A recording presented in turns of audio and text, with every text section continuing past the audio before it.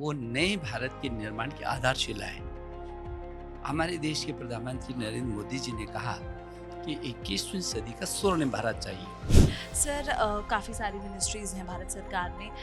आपके मन में विचार कैसे आया कि आपको एजुकेशन मिनिस्ट्री में ही जाना है, एजुकेशन की फ़ील्ड में ही कुछ करना है? 2000 में मैं वित्त मंत्री भी था, नियोजन मंत्री भी था,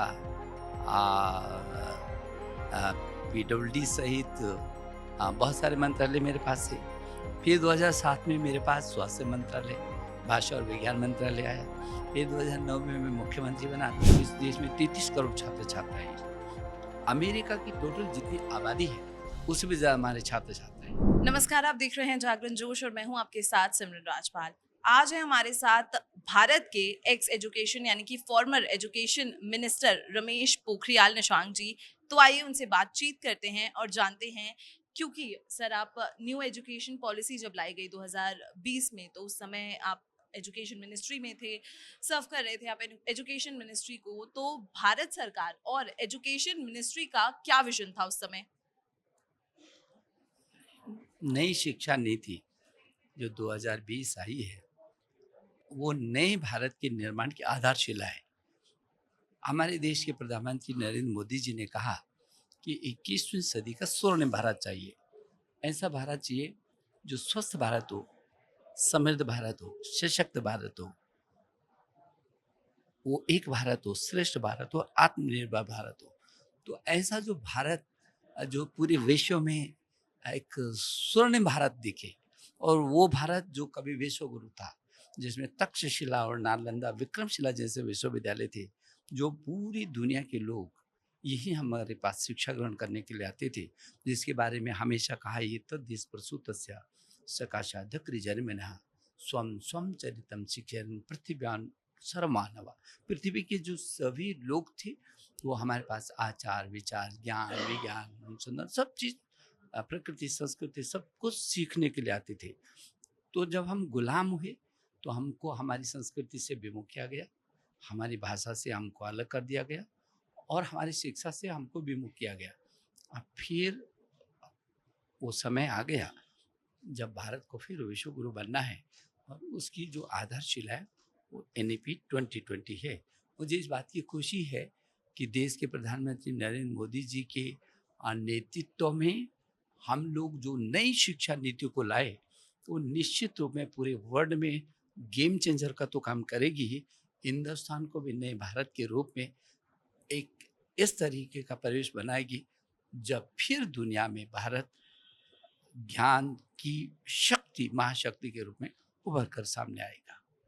सर काफ़ी सारी मिनिस्ट्रीज़ हैं भारत सरकार में।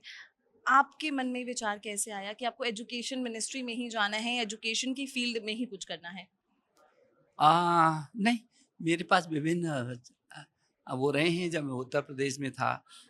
जब उत्तर प्रदेश संयुक्त प्रदेश था, उत्तराखंड उत्तर प्रदेश, तब मैं पर्वतीय विकास मंत्री भी था। उसके बाद उत्तर प्रदेश का मैं संस्कृति मंत्री भी रहा। फिर जब राज्य बना 2000 में मैं वित्त मंत्री भी था, नियोजन मंत्री भी था, पीडब्ल्यूडी सहित बहुत सारे मंत्रालय मेरे पास थे। फिर 2007 में मेरे पास स्वास्थ्य मंत्रालय, भाषा और विज्ञान मंत्रालय आया। फिर 2009 में मैं मुख्यमंत्री बना तो मेरे पास बहुत सारे थे। तो मैं भी जब यहाँ भारत सरकार में आया तो प्रधानमंत्री जी ने मुझे शिक्षा मंत्री के रूप में जिम्मेदारी दी। तो मुझे लगता है कि मेरा नेतृत्व मुझे किधर फिट करना चाहता है, क्या मुझसे काम लेना चाहता है, ये उनका काम है। जी। देखिए जिस वापस आ जाते हैं हम 2020 की न्यू एजुकेशन पॉलिसी पे, क्या आपको लगता है उसका जो विज़न है वो सही तरीके से वो इम्प्लीमेंट हो रहा है आज के समय में? हाँ, निश्चित होगा। ये जो शिक्षा नीति हमने बनाई है, उसको क्रियान्वयन का रास्ता भी बनाया, केवल नीति नहीं बनाई। और जब हम इस नीति को बना रहे थे, तो हमने दुनिया का सबसे बड़ा परामर्श किया, दुनिया का। अभी तक दुनिया की धरती पर सबसे ज़्यादा बड़ा नवाचार था। आपको मालूम है कि इस देश में 33 करोड़ छात्र-छात्राएँ हैं। अमेरिका की टोटल जितनी आबादी है, उससे भी ज़्यादा हमारे छात्र-छात्रा हैं। इतनी बड़ी ताकत हमारे पास है। यंग इंडिया अगले 25 साल तक युवा भारत रहने वाला है। तो उस युवा भारत के लिए उन चुनौतियों का मुकाबला करने के लिए किस तरीके से हम शिक्षा व्यवस्था को मजबूत करें, वो इस शिक्षा नीति में हम लाए हैं। सर एनईपी में टेक्नोलॉजी और डिजिटल लर्निंग जो है का इंटीग्रेशन किस तरीके से, जब आप लोगों ने एनईपी लाया था तो किस तरीके से उसका इंटीग्रेशन, डिजिटल लर्निंग और टेक्नोलॉजी का इंटीग्रेशन किस तरीके से प्लान किया गया था? देखिए, हम कक्षा 6 से ही पहले तो 10+2 को टोटली चेंज कर दिया। 5+3+3+4 किया। 5 को भी 3 और 2 में जोड़ा, क्योंकि बच्चा क्या है, 8 वर्ष तक का बच्चा सबसे ज़्यादा मस्तिष्क का विकास होता है उसका 85% तक। तो बाल्यकाल से ही उसको क्या-क्या हम देना चाहते हैं, वो किस क्षेत्र में आगे बढ़ना चाहता है, उसको आगे बढ़ाना है। और कक्षा 6 से ही कौशल विकास कैसे विकसित हो सकता है उसका, और तकनीकी के साथ वो कैसे जुड़ सकता है, उसके मन में क्या चल रहा है, उसी को आगे बढ़ाने का है।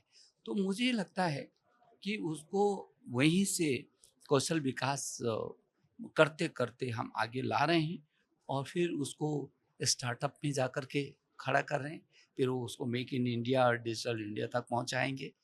मुझे लगता है कि भारत के निर्माण की आधारशिला में वो बहुत महत्वपूर्ण भूमिका निभाएगा। इसलिए तकनीकी के लिए NETF बनाया है, नेशनल टेक्नोलॉजी फोरम बनाया है एजुकेशन का। तो निश्चित रूप में प्रौद्योगिकी के क्षेत्र में हम बहुत आगे हैं, और अब तो जो नई शिक्षा नीति है वो नित नए काम करके, नया निर्माण करके नई पीढ़ी को नई चुनौतियों का मुकाबला करने के लिए खड़ा कर रही है। सर एक आखिरी सवाल, ऐसा कौन से पॉलिटिशियन है भारत के जिनको एज एन एजुकेशनिस्ट भी आप एडमायर करते हैं?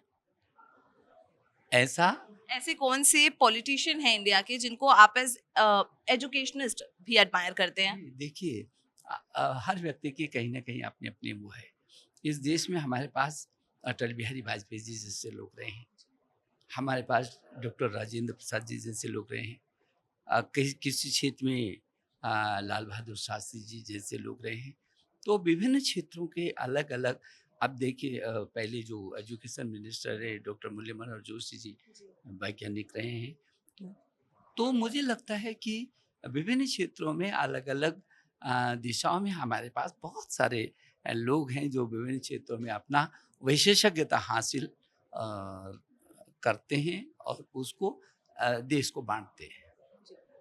बहुत बहुत शुक्रिया सर आपका हमारे साथ जुड़ने के लिए।